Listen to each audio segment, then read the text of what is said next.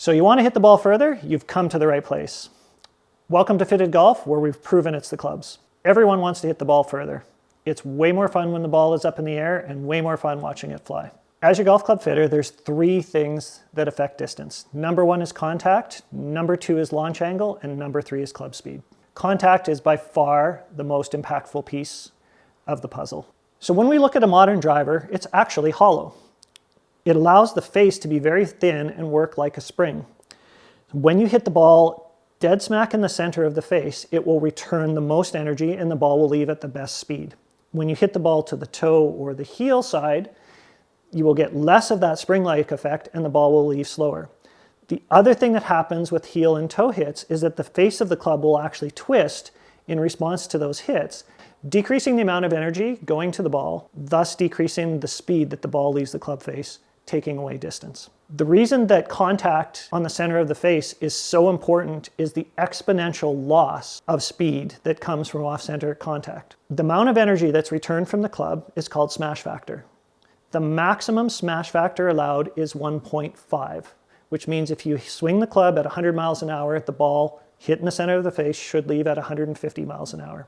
Every time that you move away from the center, that smash factor decreases.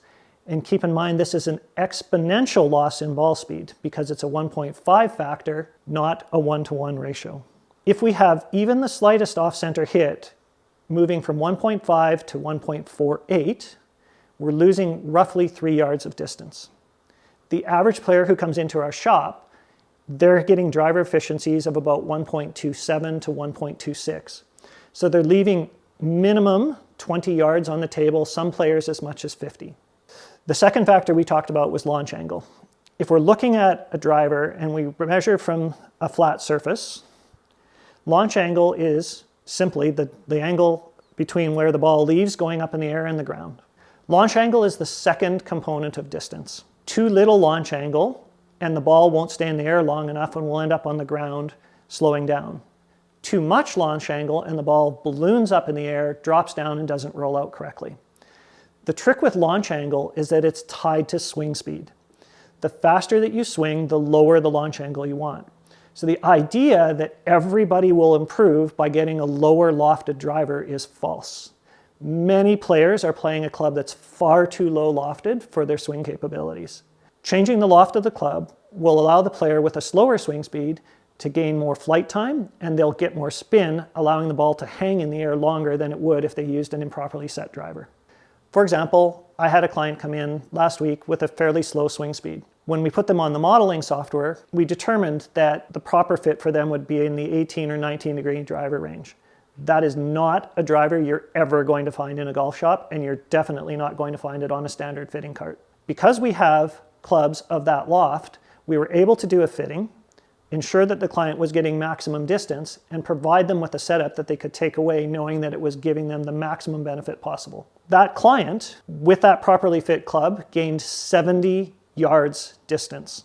The third area we're going to talk about is swing speed. This is the one that's simplest and most relatable to most players because they feel like, I understand if I can swing it faster, the ball will go further. The challenge is most people try to get increased swing speed by lengthening the golf club. The issue with this is the swing speed gains by lengthening the golf club are marginal. In exchange for that swing speed, most players are losing the ability to hit the ball in the middle of the face, costing them more distance on the contact component than they're gaining from the increase in swing speed.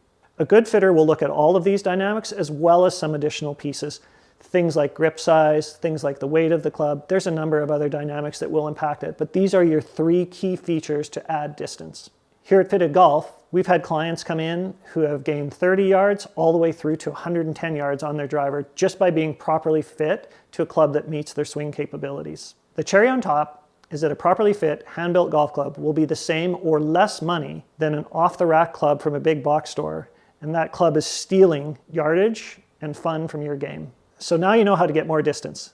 The number one thing to do, make sure that you have a golf club that's built in a way that ensures you hit the ball in the middle of the face every time. Number two, make sure that the loft on that golf club is set in such a way that your launch angle is optimized. And number three, make sure that the club is built in a way that you can swing it at the fastest speed possible while still keeping that center of the face hit. I'm Jason from Fitted Golf. Subscribe, comment below, Send us an email, team@fittedgolf.ca, if you're ready to add distance into your game.